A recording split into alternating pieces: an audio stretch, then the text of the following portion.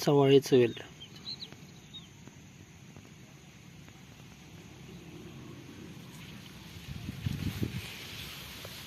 कारलीचं वेल,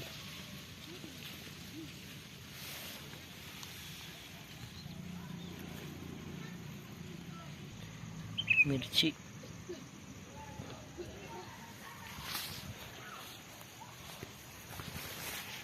वांग,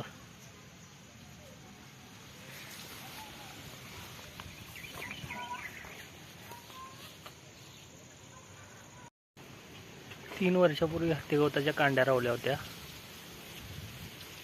पाऊस पडल्यानंतर युरिया मारतोय. त्याच्यानंतर ऑगस्ट महिन्यात असं हत्तीगवत कापायला येते.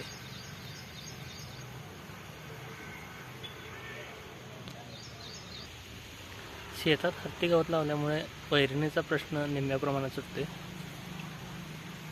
फक्त ते थोडं रस्त्याच्या कडेला असलं तर चांगलं असते. पावसाळ्यात चिखलातून वैरण आणायला फार त्रास होतोय. रस्त्याच्या कडेला असले की गाडीवरून आपण हत्तीगवत आणू शकतो. आमची 2 वासरं आहेत. त्याच्यासाठी 2-2 गुंठ्यात आम्ही हत्तीगवत लावलेलं आहे. ह्या 2 गुंठ्यातील हत्तीगवत संपल्यानंतर दुसऱ्या 2 गुंठ्यात हत्तीगवत तयार होते.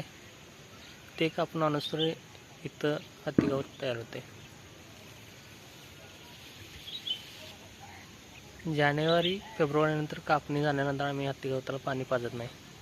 कारण पाणी पाजून सुद्धा हत्तीगवत करपत असते आणि पाणी खूप पाजायला लागते. पाण्याचा खर्च जास्त वाढतो. त्यामुळे पाऊस पडल्यानंतर युरिया टाकायचा आणि जानेवारीपर्यंत हत्तीगवत कापत राहायचं.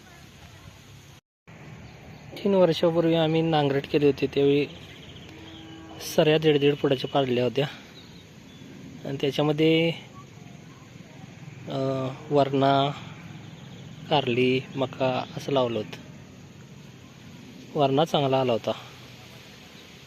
वरणा घरचा खाऊन आम्हाला 5,000 ते 6,000चं उत्पादन 2-3 महिन्यात विकून मिळालं वरण्याचं.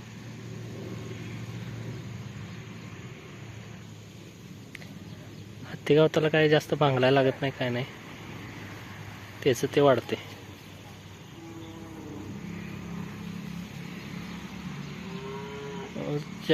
जर तुमची 2 म्हसरं असतील तर 4 गुंठ्यात हत्तीगवत लावलं असं तरी पुरेसं होतं.